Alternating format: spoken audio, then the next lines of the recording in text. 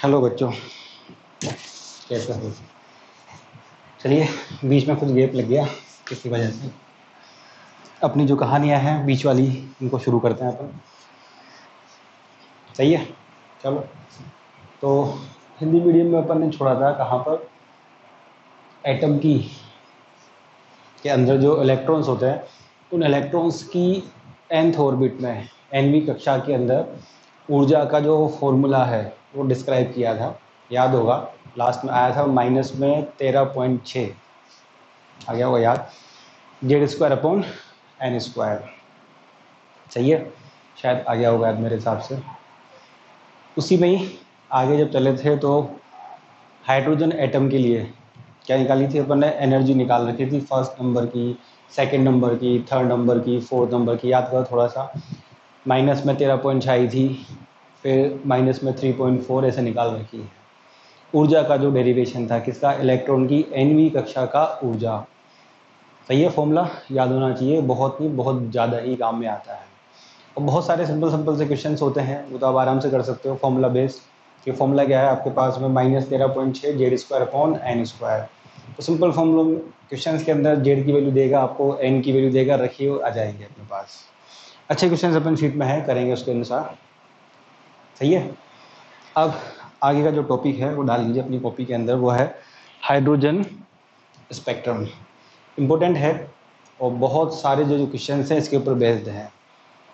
पूरी बुक में कहीं भी ढूंढोगे तो मैक्सिमम जो क्वेश्चंस मिलेंगे आपको दो के ऊपर ही मिलेंगे। एक तो फर्स्ट नंबर आपके पास मिलेंगे आपको ऊर्जा के ऊपर, जो फॉर्मूला अपन पिछले वीडियो में पढ़ चुके हैं, और किसके ऊपर? हाइड्रोजन स्पेक्ट्रम के ऊपर। सही है। अब स्पेक्ट्रम क्या होता है ये मैंने आपको बता रखा है पहले, बहुत पुरानी बात है। जब इनिशियली वीडियो शुरू किया था तब हाइड्रोजन स्पेक्ट्रम, सॉरी, केवल स्पेक्ट्रम के बारे में बताया था। तो शॉर्ट में अगर आपको आ जाए याद तो वो क्या था? ऊर्जा का उत्सर्जन या अवशोषण को अपन क्या कहते हैं यहाँ पर? स्पेक्ट्रम कहते हैं।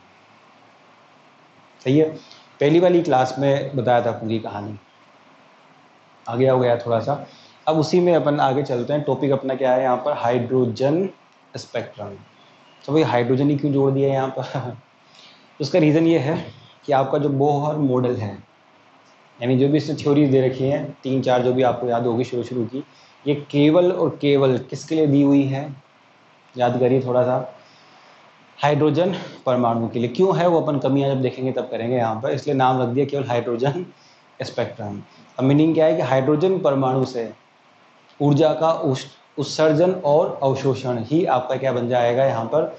स्पेक्ट्रम। अब कैसे बनेगा, क्या होगी, सब चीज़ें अपन को निकालनी है। चलो, अब टॉपिक अपना है ही सही, हाइड्रोजन स्पेक्ट्रम। तो मैंने क्या बोला अभी थोड़ी देर पहले कि हाइड्रोजन परमाणु से ऊर्जा का अवशोषण या ऊर्जा का उत्सर्जन ही एक तरह से क्या बन गया? स्पेक्ट्रम। अब जब भी ऊर्जा उत्सर्जित होती है तो बता रखा है तुमको पहले कि ऊर्जा हमेशा विद्युत चुंबकीय तरंग या फोटोन के रूप में क्या होती है? उत्सर्जित होती है। तो कितने अमाउंट में आएगी, कितनी उसकी ऊर्जा होगी, कितनी उसकी तरंग दैर्घ्य होगी, कितनी उसकी आवृत्ति होगी, वो सब चीज़ें अपन को क्या करनी है यहाँ पर? निकालनी है। सही है। तो चलते हैं यहाँ पर, शुरू करते हैं। चलो, अब जैसे फॉर एग्जांपल ये अपने पास में N1 ऊर्जा स्तर है, और इस N1 ऊर्जा स्तर की जो ऊर्जा है वो अपने पास कितनी है? E1। सही बात है। फॉर्मूला याद करिए इसका, RCH, और ये था Z²/n1²। Z की वैल्यू अपन जानते हैं 1 होती है, किसके लिए? हाइड्रोजन के लिए। वो अपन बाद में रख देंगे, एक कॉमन निकाल रहे हैं अपन तो। फिर इसके ऊपर ये होगी अपने पास, जस्ट इसके ऊपर N2 ऊर्जा स्तर। इस N2 ऊर्जा स्तर की जो ऊर्जा होगी आपके पास में वो कितनी होगी? ये है RCH Z² और ये कितना हो गया? N2²। एक निम्न ऊर्जा स्तर है नीचे वाला, एक ऊपर वाला कौन सा हो गया अपने पास में? ये उच्च ऊर्जा स्तर। किसी भी परमाणु के लिए, हाइड्रोजन के लिए अपन Z=1 क्या रख देंगे? बिल्कुल बाद में। सही बात है, जिसके अंदर हाइड्रोजन स्पेक्ट्रम के अंदर। चलो, अब ऊर्जा का अवशोषण या उत्सर्जन कैसे होगा भाई? पहली चीज़ तो ये, तो आप जानते हो अगर अपन हाइड्रोजन की बातें करें तो हाइड्रोजन का परमाणु क्रमांक कितना होता है? 1 होता है अपने पास। सही बात है, बिल्कुल 1 ही तो होता है। अब हाइड्रोजन परमाणु में जो परमाणु क्रमांक 1 है, इसका मतलब क्या है कि उसके पास पहली कक्षा के अंदर, पहले बोल रहा हूँ पहली कक्षा, जो बिल्कुल नाभिक के कहाँ होती है? पास में। कितना इलेक्ट्रॉन होता है? केवल 1 ही इलेक्ट्रॉन होता है। सही है। तो वो 1 इलेक्ट्रॉन अपन जानते ही हैं कि नाभिक के चारों ओर घूमता रहता है, घूमता रहता है, घूमता रहता है, घूमता रहता है, पहली ही कक्षा के अंदर। सही है। अब अगर कहीं से आसपास से या किसी और मीडियम से कहीं से भी अगर उस पहले इलेक्ट्रॉन को, जो कहाँ पाया जाता है? पहली कक्षा के अंदर, उसे ऊर्जा मिल जाती है। क्या बोल रहे हैं अपन? उसे ऊर्जा मिल जाती है। सही बात है। तो वो इलेक्ट्रॉन कहाँ चला जाएगा? ऊपर। बता रखा है पहले भी कि जब भी किसी इलेक्ट्रॉन को ऊर्जा मिल जाती है तो वो ऊर्जा का अवशोषण करके कहाँ पे जाएगा? ऊपर। ऊपर कहाँ जाएगा? ये डिपेंड करता है कितनी ऊर्जा मिली, डिपेंड करता है कितनी ऊर्जा मिली उसके ऊपर। तो मैंने मान लिया कि आपका जो भी इलेक्ट्रॉन था इस निम्न ऊर्जा स्तर में, वो यहाँ से जब उसको ऊर्जा मिली तो कहाँ चला गया? ऊपर चला गया। किसके अंदर? N1 से कहाँ पर? N2 के अंदर। मान रहे हैं अपन थोड़ी देर के लिए। तो यहाँ से आपका जो ये इलेक्ट्रॉन है ये ऊपर चला गया, नीचे से ऊपर। जब इसको ऊर्जा मिली, कितनी मिली ये मुझे भी नहीं मालूम, जितना देंगे उतनी मिल जाएगी इसको। जाने के बाद में ये इलेक्ट्रॉन उस उच्च कक्षा में केवल 10⁻⁻8 सेकंड तक रहता है। केवल 10⁻⁻8 सेकंड, अप्रोक्सीमेट बोला है, ऐसा कुछ भी नहीं है। 10⁻⁻8 सेकंड तक। सही है। उसके बाद में ये इलेक्ट्रॉन ऊपर से कहाँ आता है? वापस उसी कक्षा में कहाँ पे आएगा? नीचे की ओर। पहले कहाँ गया? नीचे से ऊपर। कब गया? जब उसको ऊर्जा मिली। सही बात है। फिर जब ऊपर चला गया तो ऊपर से वापस कहाँ आया? वो नीचे आया। तो जब इलेक्ट्रॉन ऊपर से कहाँ आएगा? नीचे। तो ऊपर से नीचे आते समय उच्च कक्षा से कहाँ आएगा? निम्न कक्षा में। तो उच्च कक्षा से निम्न कक्षा में आते समय ये क्या करता है? विद्युत चुंबकीय तरंग, इसका एक नाम और बताया था, बताऊंगा कुछ दिनों में। फोटोन का क्या करेगा? ये उत्सर्जन करता है। तो इस अवस्था में ये क्या करता है? आपके पास में ऊर्जा का उत्सर्जन करेगा। किसके रूप में? विद्युत चुंबकीय तरंग के रूप में। याद होना चाहिए, सिंपल सी है, विद्युत चुंबकीय तरंग के रूप में। सही बात। दूसरा नाम भी बता रखा है, फोटोन, एक ही बात है अभी के लिए। चलो, अब कितनी ऊर्जा देगा भाई? ये भी तो खास बात है। कितनी ऊर्जा का ये उत्सर्जन करेगा? बताओ। तो आप सबने पढ़ी है बोहर की अवधारणा। चलो नहीं भी पढ़ी है तो कार्य ऊर्जा पर में तो पढ़ी है। हमेशा ऊर्जा के अंतर के बराबर ही मिलती है। सही है। ये बोहर ने कहा है तीसरी अवधारणा में जितनी भी ऊर्जा का उत्सर्जन या अवशोषण होता है दोनों ऊर्जा स्तरों के अंतर के बराबर होता है। तो कितनी ऊर्जा का उत्सर्जन होगा तुम्हारे पास यहाँ पर? ये डेल्टा E बराबर E2 माइनस E1, इतनी ऊर्जा का क्या होगा? उत्सर्जन। जब भी आप कोई सवाल करो तो सवाल में अगर कहीं भी इलेक्ट्रॉन का मोशन है, इलेक्ट्रॉन ऊपर से नीचे, नीचे से ऊपर जा रहा है, तो दिमाग में बात आ जानी चाहिए, ये वाला फॉर्मूला अपन क्या करेंगे? वहाँ पे अप्लाई करेंगे, डेल्टा E बराबर E2 माइनस E1। और ये बात शुरू में भी कह चुके हैं अपन जब बोहर की अवधारणा लिखी थी कि पहली और दूसरी केवल त्रिज्या को और वेग को दर्शाती है और उनसे संबंधित बातें अपन निकाल सकते हैं। तीसरी नंबर की केवल ऊर्जा के बारे में। सही है। तो जो बोहर की तीसरी अवधारणा है एक तरह से उसी को क्या कह सकते हो? स्पेक्ट्रम के बारे में कह सकते हो। सही बात है। तो ये सिंपल सा फॉर्मूला है, डेल्टा E बराबर E2 माइनस E1। कोई बड़ा फॉर्मूला नहीं है। ऊर्जा का अंतर जितना होगा, क्योंकि यहाँ जितनी ऊर्जा होगी यहाँ कितनी होगी, दोनों का अंतर कर दो, इतनी ऊर्जा क्या हो जाएगी? उत्सर्जित हो जाती है अपने पास में। किसके रूप में होगी?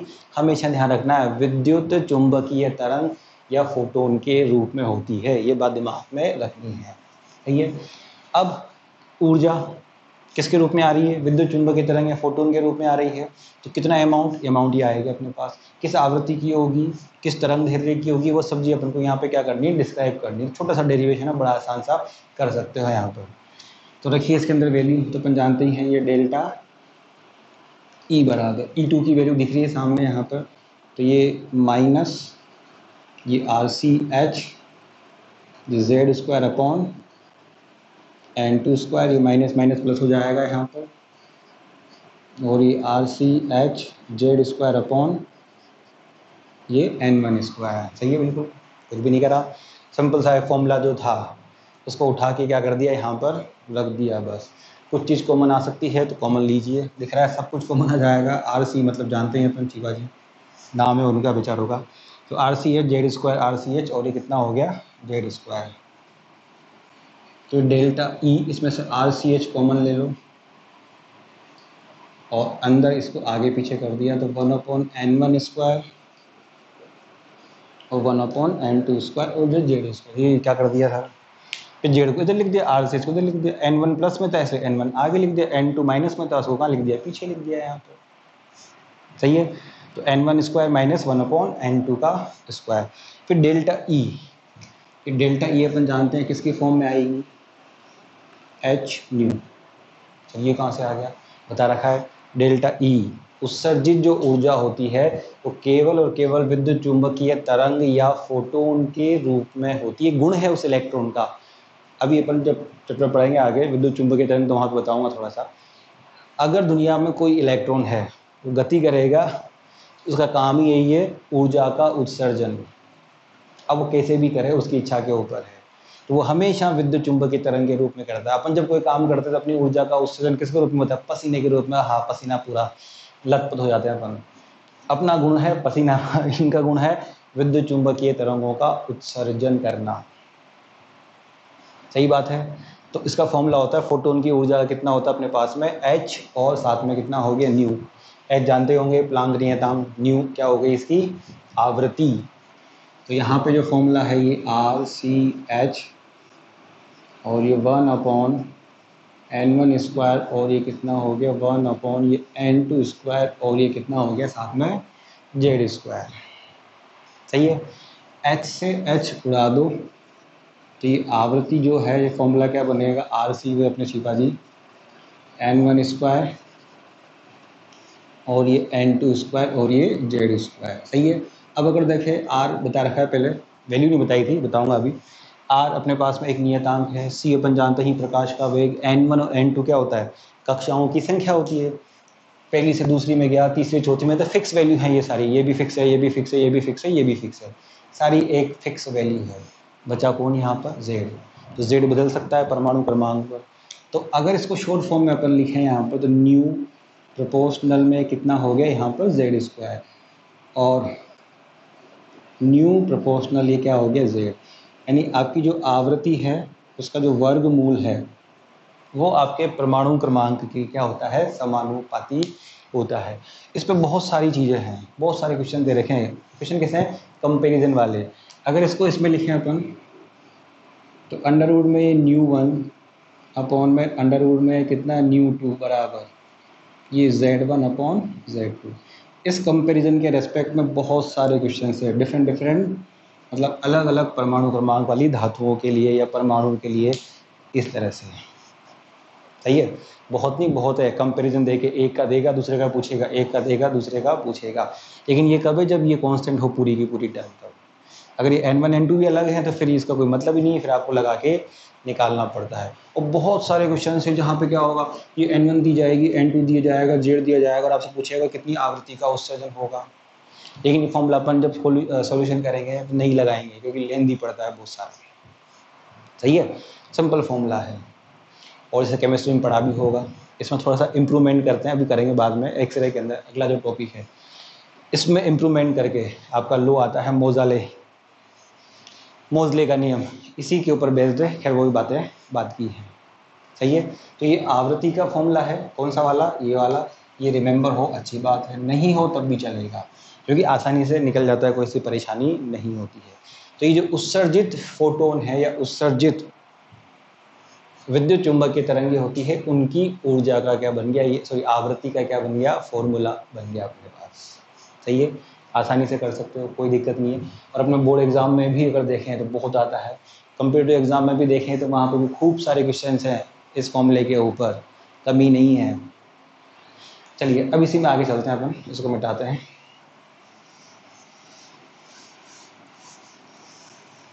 तो मिटा दिया इसको अपन ने। अब आपके पास में दिख रहा होगा, ये है इक्वेशन नंबर, इसको दे दिया अपन ने 1 नंबर। तो ये अपने पास क्या हो गई, 1 नंबर समीकरण। इसी से लेते हैं अपन वापस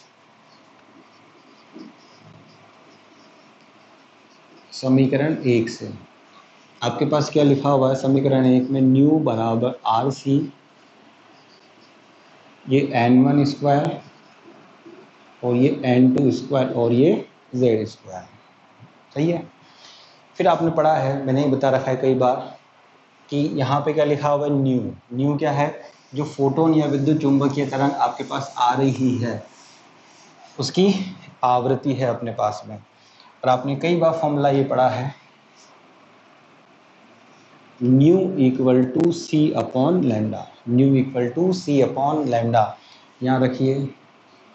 तो ये अपने पास सी अपॉन लैम्डा हो गया, यहाँ पे ये आर सी, वही 1/n1 स्क्वायर और ये 1/n2 स्क्वायर और ये कितना हो गया z स्क्वायर।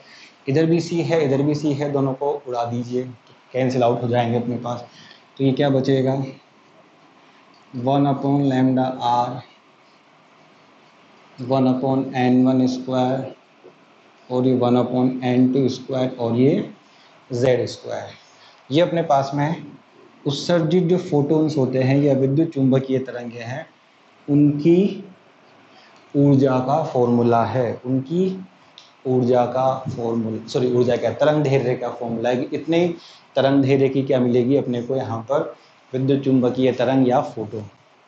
इस 1/λ को अपन इस तरह भी मेंशन कर सकते हैं, इससे लैम्डा बार। लैम्डा तो अपन जानते ही हैं तरंग दैर्ध्य होती है, लैम्डा बार क्या वो हो गया, एक तरह से तरंग संख्या, नंबर है। तो ये कितना बच जाएगा आपके पास, r 1/n1 स्क्वायर और 1/ और ये z स्क्वायर, तरंग संख्या के रूप में। तो ये लैम्डा जो बार है अपने पास, ये क्या है, तरंग संख्या। सही है। तो ये हाइड्रोजन स्पेक्ट्रम की छोटी सी कहानी थी।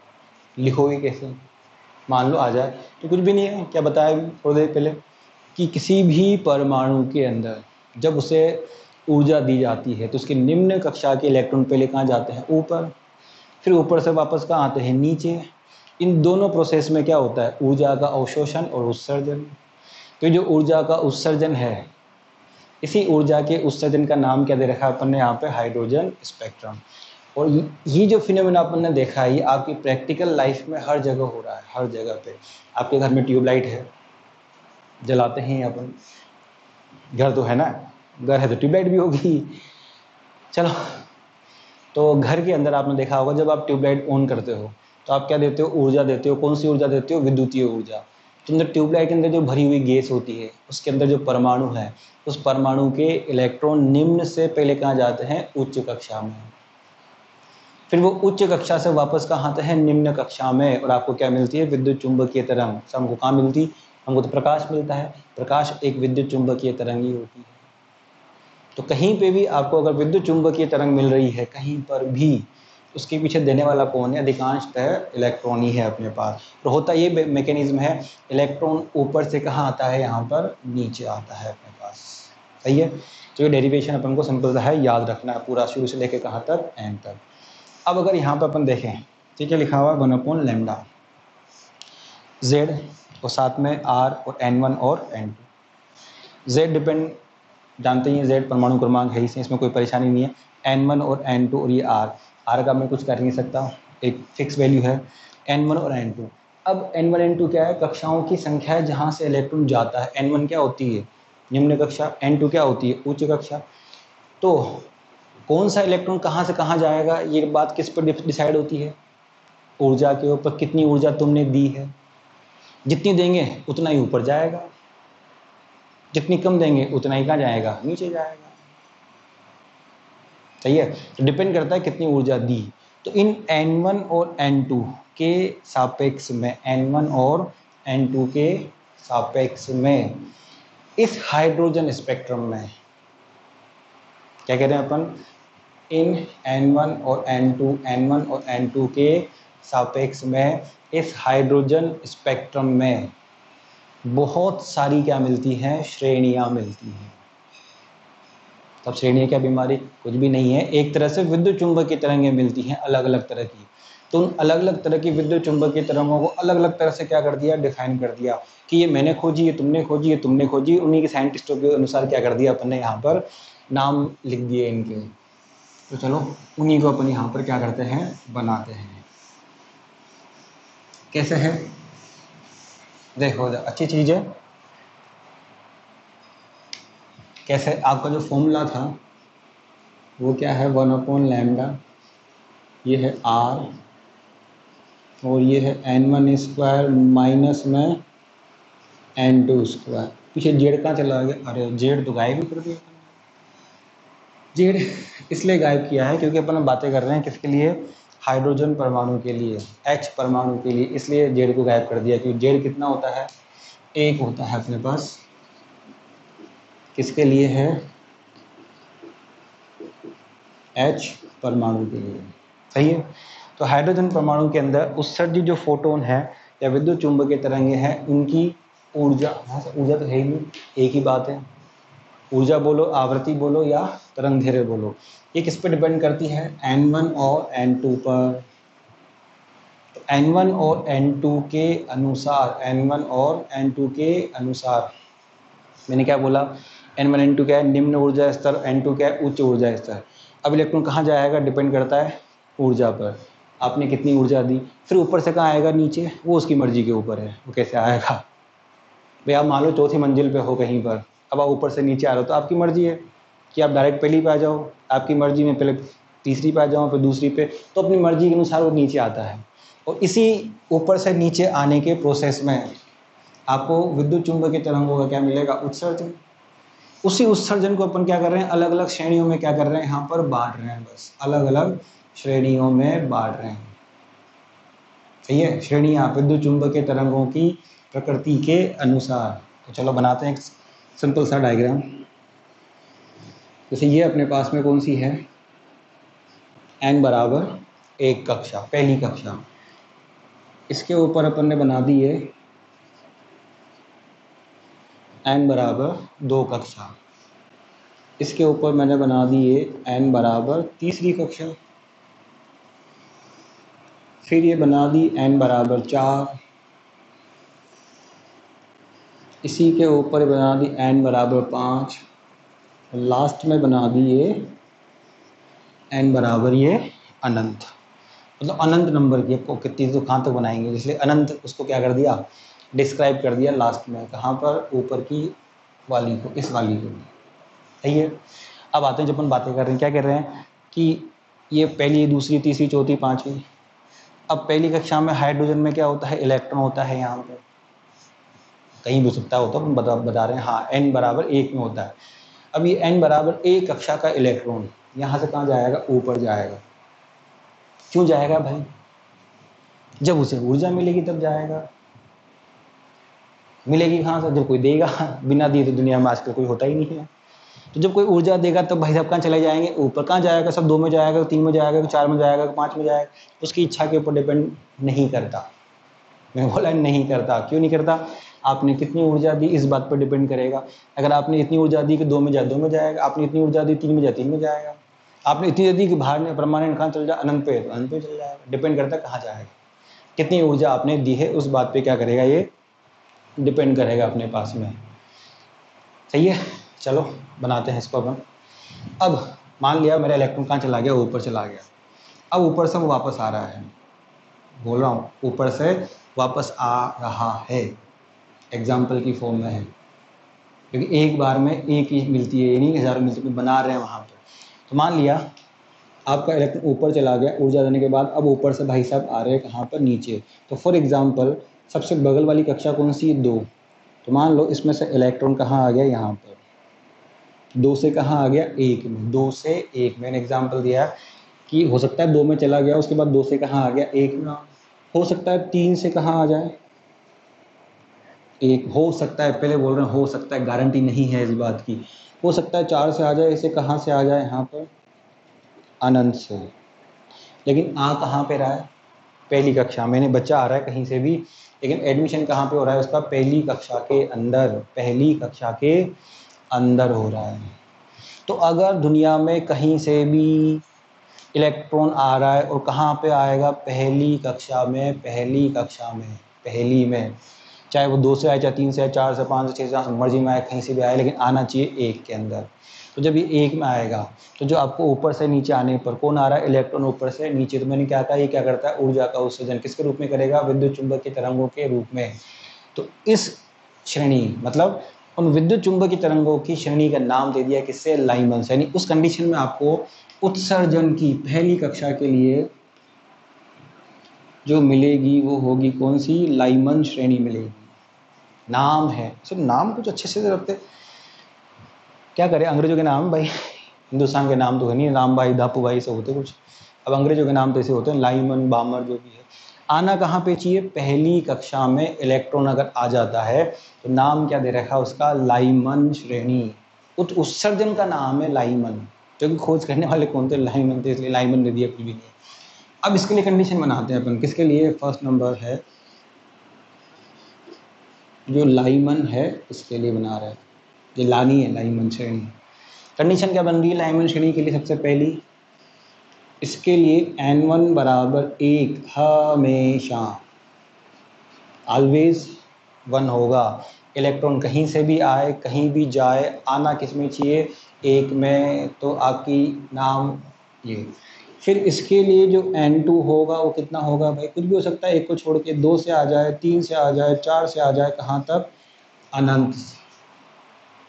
यानी 2, 3, 4 से लेके अनंत तक, किसी से भी, किसी में भी आ जाए, आना 1 में चाहिए बस। तो ये है। इसके लिए फॉर्मूला जो बनेगा, तो आप खुद जानते हो क्या बनेगा, 1/λ इक्वल टू, ये बनेगा r, यहाँ पे 1/1² परमानेंट हो ही जाएगा, और यहाँ पे 1/ ये n2 स्क्वायर, यहाँ तो बन रहेगा ही रहेगा। सही बात है।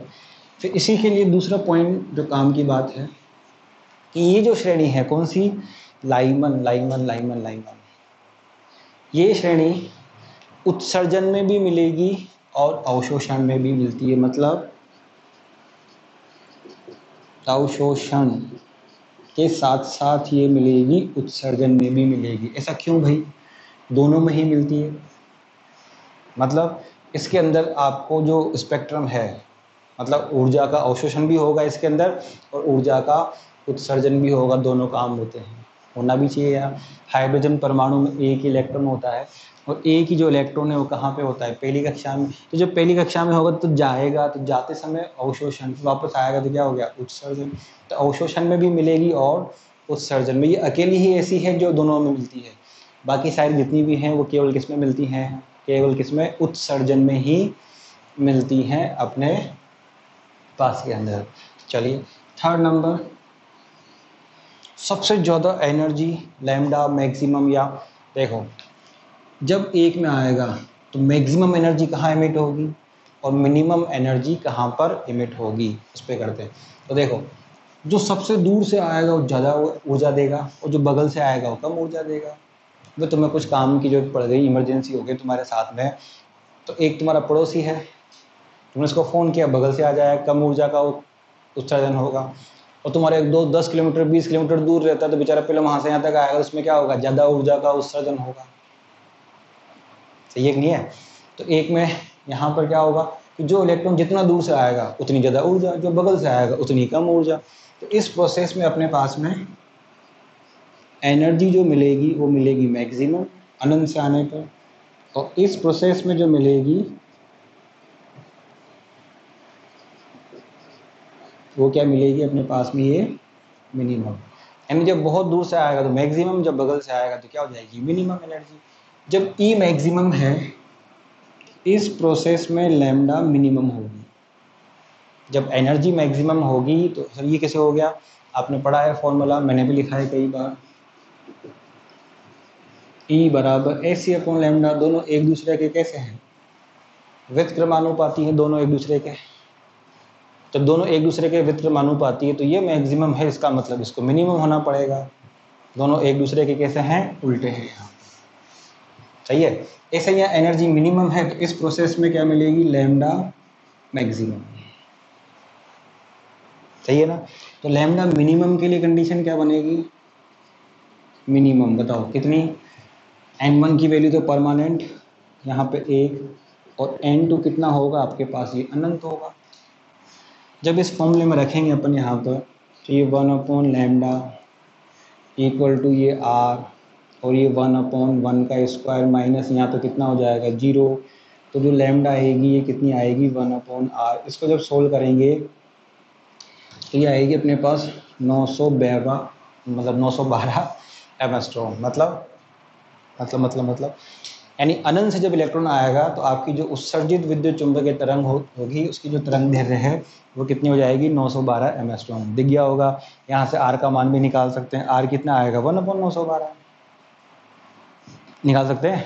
चलो 912 और ये साथ में कितनी हो गई अपने एमस्ट्रॉन वाले भाई साहब, सही है। ये मिनिमम वैल्यू याद होनी चाहिए, ऐसी कोई खास बड़ी बात नहीं, बड़े आसानी से याद हो जाती है 1 लैम्डा करके। ऐसे ही लैम्डा मैक्सिमम के लिए, लैम्डा मैक्सिमम ये वाली कंडीशन है, यानी इसके लिए n1 तो परमानेंट 1 होगा और n2 की जो वैल्यू होगी कितनी होगी 2 होगी अपने पास। रखो इसके अंदर फॉर्मूले के अंदर, तो आपके पास में ये r 1/1 का स्क्वायर और 1/2 का स्क्वायर, इसको जब सोल्व करेंगे तो लैम्डा मैक्सिमम जो आएगी 1212 एमस्ट्रॉन, 1212 एमस्ट्रॉन याद भी होनी चाहिए।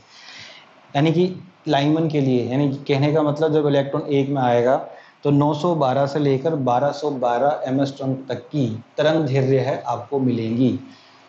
912 से 1212 तक की तरंगों की तरंग दैर्ध्य मिलेंगी, ये इसकी रेंज होगी। कई जगह पे लिखा होगा 912, समझ जाना अपने आप ही, हाँ लाइमन की बातें, और कई जगह लिखा हुआ 1212, तो अपने आप समझ जाना किसकी बातें हो रही है, लाइमन की बातें होती है। ये लाइमन की है, याद होना चाहिए, अवशोषण में भी मिलनी है और उत्सर्जन में भी ये मिलनी है। याद रहेगा कि नहीं रहेगा, सिंपल कहानी है, हो जानी चाहिए याद। चलो अब आगे चलते हैं, इसको मिटा देते हैं यहाँ पर अपन।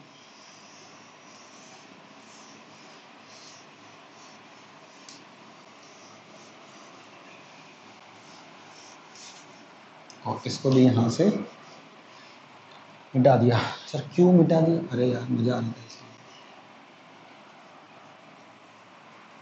चलो यहाँ पर अब आते हैं सेकंड नंबर, क्या हो गया इस वाली कहानी के लिए। कैसे कि आपका इलेक्ट्रॉन पहले एक कक्षा में होता है, फिर कहाँ चला गया ऊपर, कहाँ जाएगा डिपेंड किस पे करेगा, कितनी आपने ऊर्जा दी। अब वो ऊपर से आ रहा आना तो एक में ही है, लेकिन बीच में 2 3 4 ये भी तो पड़ती है। अब मान लिया कि आपका जो इलेक्ट्रॉन है कि घूमता फिरता किस में आ गया, 2 में आ गया, तो 2 में कहाँ से आ सकता है, बगल में 3 से, हो सकता है यहाँ से आ जाए, और हो सकता है कहाँ से आ जाए, यहाँ से आ जाए। R2 में रहा है, कहाँ पे आ रहा है, केवल 2 के अंदर। तो अगर उस कंडीशन में आएगा तो ये अपनी यहाँ पर क्या मिलेगी आपको, बामर, नाम दे रखा है बामर, अपनी जो बा होती है उसको मार दो, बामर श्रेणी है। इलेक्ट्रॉन कहीं से भी मरे मतलब आए, किस में आना चाहिए, बामर श्रेणी में। एक चीज़ मैं भूल गया, इसके पहले लाइमन वाली के अंदर 5वां पॉइंट, मतलब एक और पॉइंट था, भूल गया, पहले उस पर आते हैं फिर आते हैं बामर पे। इसमें जो आपको विद्युत चुंबकीय तरंगें मिली थी उनकी वैल्यू देखी तुमने, यहाँ पर कितनी आई थी, 912 और 1212, ये तो थी 912 एमस्ट्रॉन और ये थी 1212 एमस्ट्रॉन, सही है। तो 912 से लेकर 1212 एमस्ट्रॉन तक, 912 से लेकर कहाँ तक, 1212 एमस्ट्रॉन तक की जो तरंग दैर्ध्य होती है, ये विद्युत चुंबकीय तरंगों के किसके अंदर, पराबैंगनी भाग में आती है। किसके अंदर आती है, पराबैंगनी। विद्युत चुंबकीय तरंगें बेसिकली कितने 7 प्रकार की होती हैं। फर्स्ट नंबर पे रेडियो आती है, फिर माइक्रोवेव आती है, सूक्ष्म तरंगें आती हैं, फिर आपकी अवरक्त आती हैं, फिर दृश्य प्रकाश आता है, अपने दिख रहा है जो सामने, फिर आती है अपने पास में ये पराबैंगनी। तो जो इसमें आपको ऊर्जा मिलती है, जो तरंग दैर्ध्य मिलती है, पराबैंगनी भाग में क्या होती है, प्राप्त होती है, पराबैंगनी भाग में। तो देखिए इसको इंग्लिश में बोलते हैं अल्ट्रा वायलेट रेज। जब भयंकर गर्मी पड़ती है, सन में जाते हैं, मतलब धूप में जाते हैं अपन, तो आपकी स्किन बर्न हो जाती है, वो पराबैंगनी।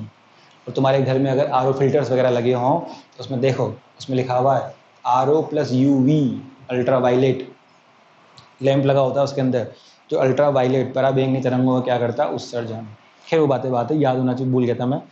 तो पराबैंगनी भाग में आती है। अब आ जाते हैं अपने यहाँ पर बामर वाले भाग पर। चलो, तो बामर के लिए अपन क्या कह रहे हैं कि जब इलेक्ट्रॉन कहीं से भी आए, कहीं से भी आना कहाँ पर चाहिए, 2 के अंदर, तो क्या मिलेगी अपने को यहाँ पर बामर श्रेणी। तो सेकंड नंबर जो है कौन सी है अपने पास में, ये बामर के लिए। इसके लिए कंडीशन क्या बनेगी, फर्स्ट नंबर n1 बराबर ऑलवेज 2 होगा और n2 बराबर ये 3 4 से लेकर कहाँ तक, अनंत। 3 से आ जाए, 4 में आ जाए, 4 से आ जाए, 5 से आ जाए, 6 से, अनंत से कहीं से भी आए, आना किस में चाहिए, 2 के अंदर। फिर जो ये श्रेणी है, कौन सी श्रेणी, बामर, ये हमेशा केवल और केवल उत्सर्जन में प्राप्त होती है। अब ये कौन सी बात, पहले बोल रहा हूँ केवल उत्सर्जन में ही प्राप्त होती है। सर ऐसा क्यों भाई, हाइड्रोजन की n बराबर 2 कक्षा में इलेक्ट्रॉन होता ही नहीं, इलेक्ट्रॉन होता ही नहीं। तो जब इसमें होता ही नहीं तो जाएगा कहाँ से, इसमें तो आ सकता है केवल नॉर्मल कंडीशन में। अब इसमें एक नोट भी है छोटा सा, 1 रुपये का मात्र।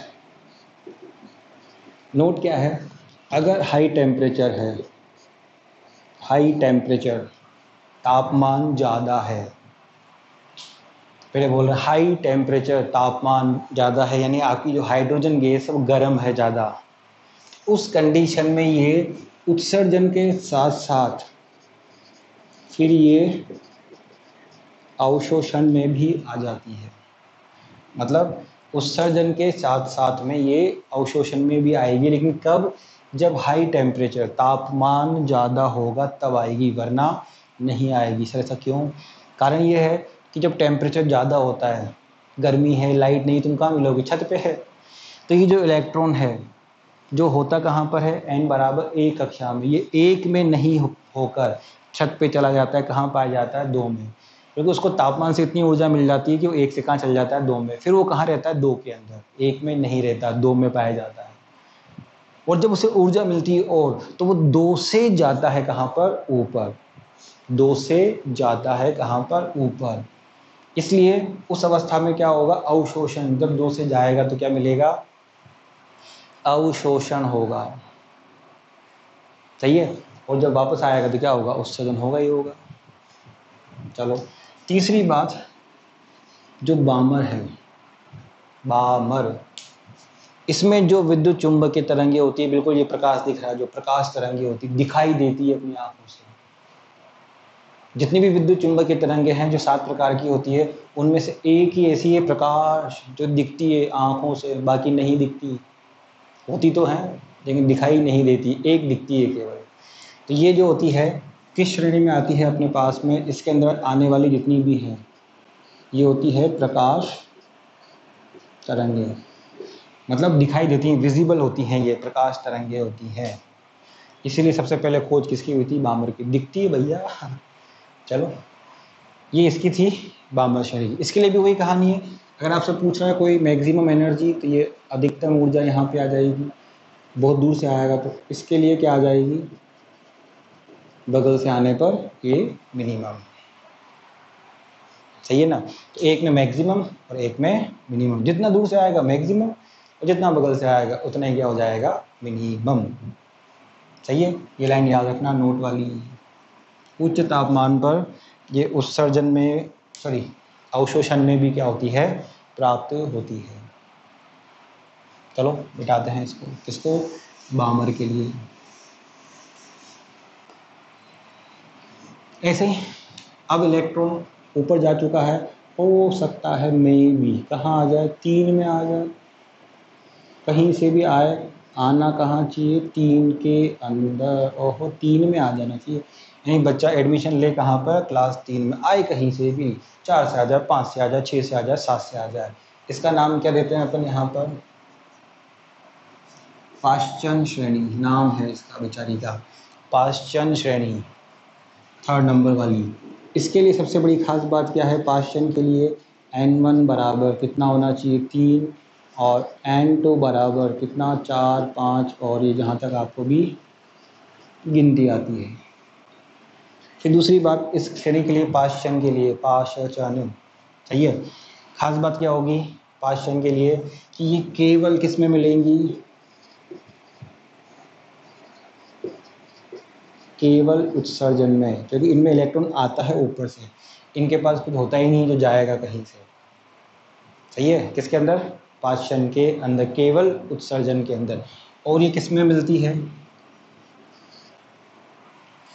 मतलब इनमें जो ऊपर से इलेक्ट्रॉन जब नीचे आता है तो जो ऊर्जा मिलती है आपको, उस ऊर्जा की रेंज, मतलब विद्युत चुंबकीय तरंगों की, वो होती है अवरक्त भाग में। किसके अंदर, अवरक्त भाग में, अवरक्त भाग में मिलती है। कभी देखी नहीं अवरक्त तरंगे, खूब देखिए, दुनिया भर की आपके आसपास अवरक्त तरंगे भरी हुई है, खूब सारी, कमी नहीं है, कमी नहीं है। टीवी का रिमोट चलाते हो ना, तो टीवी के रिमोट के आगे छोटा सा बल्ब सा लगा होता है, उससे जो इनविजिबल तरंगे निकलती हैं वो अवरक्त होती है। या घर में कोई बर्तन गर्म कर दो भयंकर, तो उस गर्म बर्तन से आपने देखा होगा कुछ झिलमिल सा दिखता है निकलता हुआ, वो सब क्या होती हैं, अवरक्त तरंगे। गर्मी के दिनों में जब भयंकर गर्मी पड़ रही होती है, देखा होगा सड़कों पे से, सड़कों से वो कुछ इनविजिबल सा झिलमिल सा निकलता हुआ दिखता है, वो सब क्या होती हैं, अवरक्त तरंगे। और सिंपल है, आपके टीवी का रिमोट देखो यार, उसमें क्या होती है, सब में अवरक्त तरंगे निकलती हैं, सही है। ये किसके लिए है, पाश्चन के लिए है। कौन सी कहानी, ये वाली, जब किस में आ जाए, 3 के अंदर। चलो इसके बाद में यहाँ पर है ये अगली, n बराबर 4, तो हो सकता है ये कहाँ पे आ जाए, 4 में भी, कहीं से भी आए, उसकी मर्जी हो, तो एक बार चला गया ऊपर, कहाँ आएगा वो कहीं जाने हो। तो अब 4 में आएगा तो पाश्चन के बाद में आएगी ब्रैकेट, वही कोष्टक तो ये जो श्रेणी है अपनी, ये कौन सी हो गई, ब्रैकेट श्रेणी।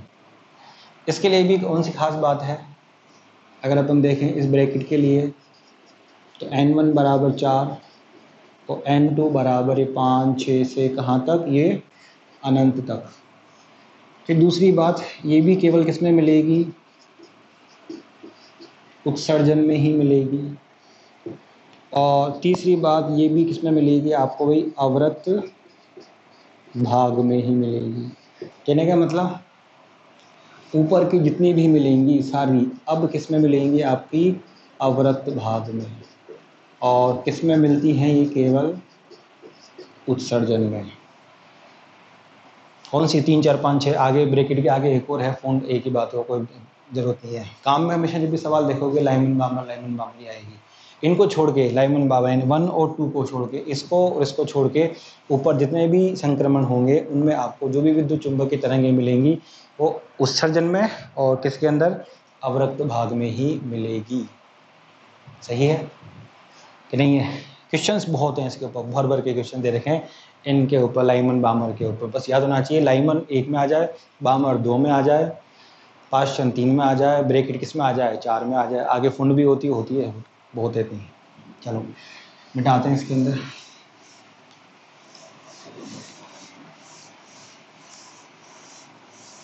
अब आते हैं, छोटा सा नोट है, छोटा सा नोट है। नोट क्या है, ऐसे ये अपन ने एक कक्षा बनाई, 1, इसके ऊपर 2, इसके ऊपर ये अपने पास में कौन सी हो गई, 3, और ये कौन सी हो गई, 4।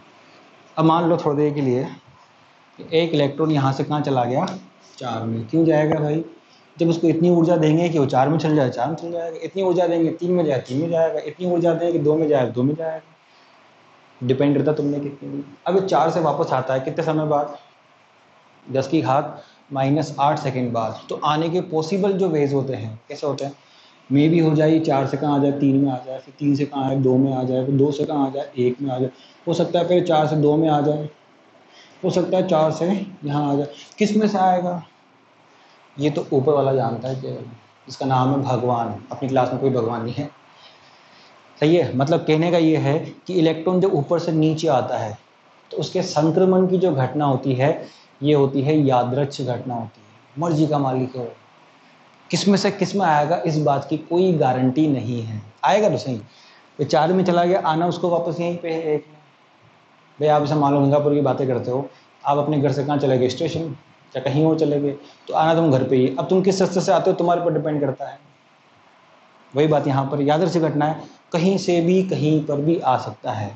ये सबसे बड़ी खास बात है, यादृच्छ घटना होती है किसके, इलेक्ट्रॉनों के संक्रमण की घटना यादृच्छ होती है। अब अगर जैसे ये 1 है, ये 2 है, और मान लो ये ऊपर कौन सी हो गई Nb, इस ऊपर वाली कक्षा से इलेक्ट्रॉन कहाँ पे आ रहा है 1 में, Nb कक्षा से पहली में आना चाहिए। तो कुल संभावनाएं जो होती है संक्रमण की वो कितनी होती है अपने पास, n इंटू में n-1 2। कुल संक्रमण की संख्या मतलब कितने तरीकों से वो नीचे आ सकता है, उन कुल तरीकों की जो संख्या है वो कितनी होगी, n इंटू n-1 बटे में 2। यानी अगर यहाँ रखें अपन थोड़ा देख ले, फॉर एग्जांपल अगर यहाँ n बराबर 4 है तो रखो 4 4 फिर यहाँ आएगा 2 6, मतलब अगर n बराबर 4 से नीचे आएगा तो कुल 6 तरीके हो सकते हैं उसके आने के। पॉसिबल तो एक ही होगा, लेकिन पॉसिबल संभावनाएं कितनी हो सकती हैं अपनी, ये इतनी n इंटू n-1 बटे 2, इतने तरीकों से वो ऊपर से कहाँ आ सकता है, यहाँ पर नीचे आ सकता है। कुल संक्रमण की संभावना, और ये बात याद भी होनी चाहिए, इलेक्ट्रॉनों के संक्रमण की जो संभावना होती है ऊपर से नीचे आने पर, वो ऊपर से किसी भी कक्षा में जा सकता है, वो तो ऊपर वाले जाने हैं। और ऊपर से नीचे आने की घटना कैसी है, यादृच्छ। अगर ये यादृच्छ मतलब मर्जी के मालिक, अगर ये यादृच्छ नहीं हो और बिल्कुल एक ही तरीके से आ जाए तो मज़ा आ जाए। फिर आपकी जो लाइट आती है यानी विद्युत चुंबकीय तरंग आती है बिल्कुल एक अलग तरह से आती है, देखी होगी आपने, सबने देखी है। कहाँ पर देखी है, लेज़र, वही जो कल्याण जी के मेले में मिलती है 10-5 रुपये में, उसका क्या करते हो, दुरुपयोग करते हो, सही है। वो यादृच्छ नहीं होती, वो बाउंडेड होती है, वहाँ फिक्स होता है इलेक्ट्रॉन को यहाँ जाना है यहाँ से वहाँ आना है, बस बीच में से कोई मतलब नहीं है। खैर वो बातें बात की है, अभी के लिए यहाँ तक इतना याद रखें, सही है। फिर अपन अगली वीडियो में इसकी जो अगली कहानी है वो शुरू करेंगे, जब तक इसको पढ़िए आप आराम से। चलिए बाय बाय।